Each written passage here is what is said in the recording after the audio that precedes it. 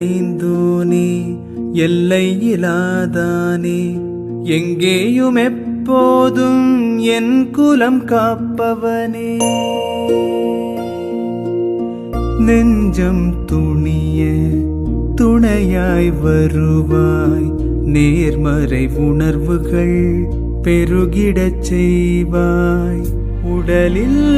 உறுதியை பெரிதாய் தருவாய் உனை உணரும் அறிவை என்னுள்ளருள்வாய்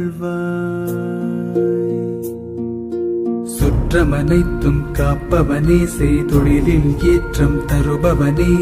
எடுத்த செயலில் வெற்றி கொடு என் ஆற்றல் பெருகிட அருளை கொடு